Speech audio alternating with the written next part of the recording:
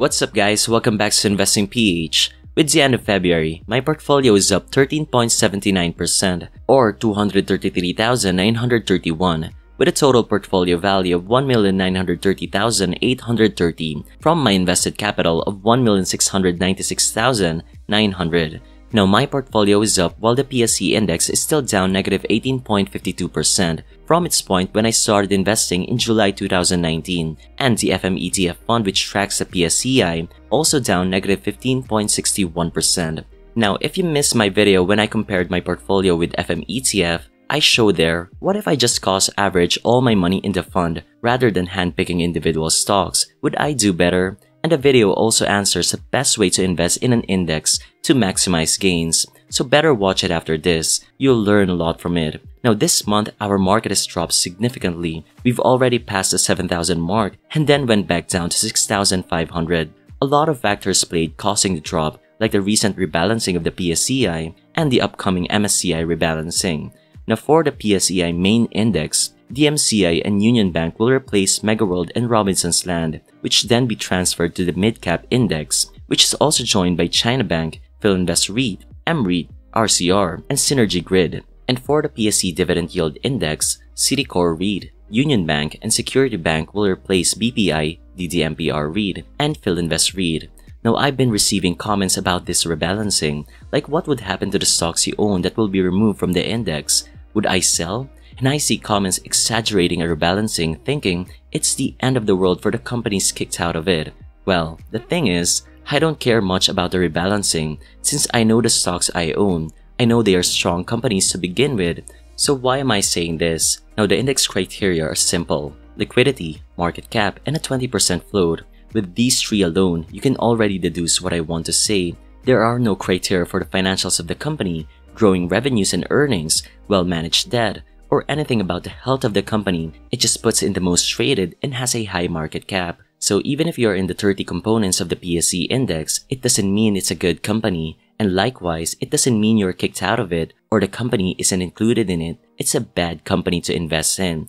With that, even with Megaworld, one of my holdings was kicked out of the index, nothing has changed about the fundamentals of the company. The same goes back then when DMCI was kicked out. Nothing changed. So for you guys who panic so much when a company you hold is kicked out of the index, then you don't really get it, or you don't know the company you're holding.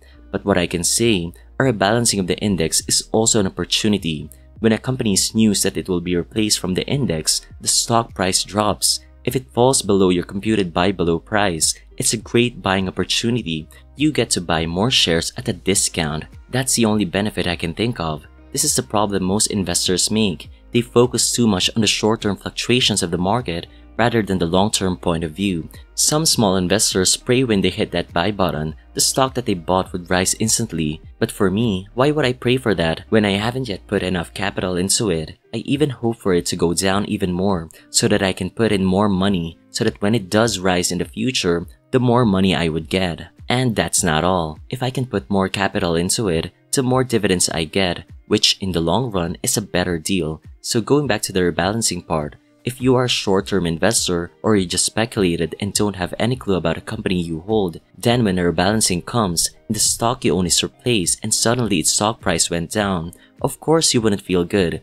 But for us long-term value investor that knows well that the fundamentals of the company aren't affected, it's a buying opportunity. I would even be happy about it. Like what's happening to Globe stock right now. It was announced that it will be removed from the MSCI Global Standards indices, but there's no change in the fundamentals of the company. Globe even reported a rise in their earnings in 2022. With this, it is a good opportunity to increase my invested capital in this company. And the best thing about Globe is not only is it a strong company, but it also gives a good amount of dividends. Its yield now stands at 5.97% as of the creation of this video. This is with its payout ratio only at 46%. This means their earnings cover up well their dividend payout, which is very maintainable. This can be seen in their graph since 2013, their dividends climb along with their rising earnings. So even if Globe's stock price won't move for a long time, I am still earning a lot from their dividends. This clearly shows even when the company is prospering, it can still be kicked out from the index because the criteria for being in it do not include the overall health of the company. Now, the only time I'll be affected in a rebalancing is when the fundamentals of the company does change, not because of the rebalancing itself, but that sole reason alone. Or if I see the company is really overvalued, which may not be most of the case because I plan to hold my holdings for a very long time since I'm focused on increasing my dividend income. So anyway, that's just about my thoughts on the index rebalancing, may it be the MSCI or the PSE index itself. The main key takeaway here is, never invest in a company that you lack knowledge of. If you don't have time to study each stock you own, then might as well invest in an index. Oh, by the way, one platform that can help you easily analyze stocks is simply Wall Street. As I've shown you a while ago, it gives you different data about the company, from price valuation, health, debt management, dividend history, and a lot more. It gives you an update about the stocks in your watch list, which is very helpful. Back then, I scanned for news to know if the companies I hold have released their earnings. This platform saved me a lot of time. And they also have a portfolio tracker that lets you assess the overall health of your portfolio. That's not all. If you don't have any clue as to how to compute your buy price, then they have it for you as well. But just a reminder, don't just rely on it. What I do here is always take 30% off from their computation so that I would have a margin of safety. So if you want to try it out, they offer a forever free usage of their basic plan, and if you do sign up using my link, you can get a 14-day free trial of all their platform's features. And not only that, if you do avail their plan, you can get 30 and even up to 40% discount by using my link. So what are you waiting for? Level up your investing journey with simply Wall Street. Anyway, going back to the update of my portfolio, the only stock I bought this month is Globe. I've been ramping up my shares in this company ever since its stock price dropped below 2,000, and with this, it has now climbed to my third largest holding, taking up 9% of my portfolio. Now, if the price stays like that, I would buy even more, and this may end up overtaking Megaworld as my second largest holding. So I have 20 stocks in total, including my index fund holding, and 68% of my portfolio is concentrated on my top 10 holdings. This is from Security Bank up to LTG. Now, I didn't strategize this setup. It just so happened that these companies were trading at a very low price for quite some time. That's why I was able to add more to it compared to some companies in my portfolio, which have now risen in price. This is what I mentioned a while ago about why I even hope for it to go down whenever I buy it, because I can put more money into it, and this allows me to gain more dividends in the long run and even capital gains when it does climb again. As for the division by sector, since I've consistently bought Globe shares, my portfolio's exposure to the tech sector is now 10%. Holding companies still take up the largest with 26%, real estate at 16%, banks 15%, and REITs, which is also real estate, 12%. The rest is below 10% like energy, food and chemicals, index fund, and retail. And for my favorite part of investing, dividends, only one company paid me this month, which is Megaworld REIT or MREIT, which gave me 1,726 pesos. Now everything that I'm showing in this table is already after taxes. This put my total dividends this year at 8,775 and the grand total dividends received at 141,792. Now I'll be creating a table to show my monthly dividend income so that I can also track my latest 12 months dividend income. This way, instead of showing you guys my 2022 annual income, I'd be updating it monthly with the latest 12 months. So this lets me get an updated monthly average income. Hopefully, I'd be able to beat last year's numbers, though it's a bit hard since one of my largest dividend sources, TMC, paid twice last year. I don't know if they'll do that again this year, but if not, hopefully my other investments, whom I bought past their dividend payout last year, would compensate for it.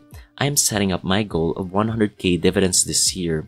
Though I won't force it by solely investing for the sake of dividends, I would still follow all my criteria before investing in any company. Now I'm already excited for March since 3 companies will pay me, namely my largest holding LTG, which would pay me a huge amount. This is their first round of payment this year, same for Globe, and lastly Metro Bank. So March would be a great month for dividend income since these companies I bought at a good dividend yield. So that is it for this monthly update, and to end this video, I'll share a statement from Warren Buffett, the greatest investor in the world. We've long felt that the only value of a stock forecasters is to make fortune tellers look good. Even now, Charlie and I continue to believe that short-term market forecasts are poison and should be kept locked up in a safe place away from children and also from grown-ups who behave in the market like children. As I've said earlier, a lot of investors focus too much on the short-term ups and downs of the market, listening to all the forecasts told by analysts or influencers on a day-to-day basis. Just imagine those so-called experts.